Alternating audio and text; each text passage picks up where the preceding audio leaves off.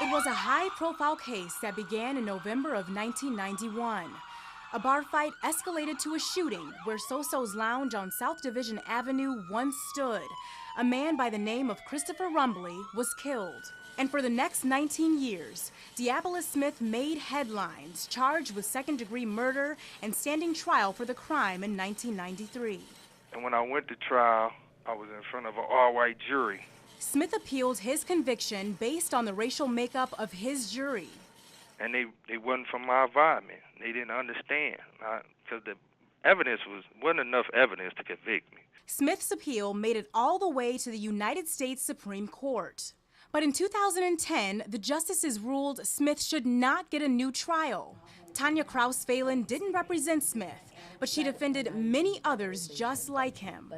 And from a defendant's perspective, who's a minority, looking at an all-Caucasian jury, to that defendant, it looks like unfairness, and it feels like unfairness.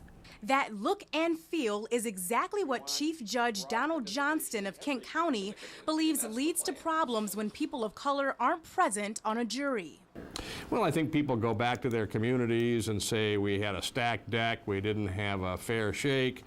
I think it creates disrespect for the system of justice and law and order generally. Though Johnston believes jurors base their decisions on evidence and not race. So, in other words, I don't think that black or Hispanic or white jurors are going to decide differently on a case because of their racial background. Research on whether a jury's racial composition makes a difference is hard to come by, but a 2012 Duke University study found all-white jury pools in Florida convicted African-American defendants 16% more often than white defendants between the years of 2000 and 2010.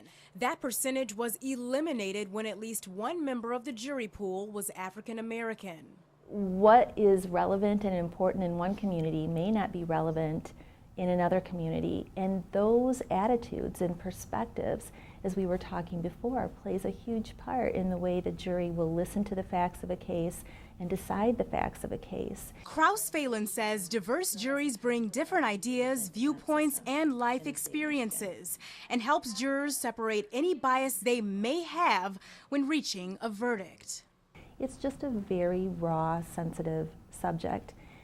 But the fact of the matter is, the criminal justice system is filled with raw, sensitive cases, and we need to be upfront and honest about what's happening in these trials. And do you think your case would have had a different outcome if you had a more diverse jury?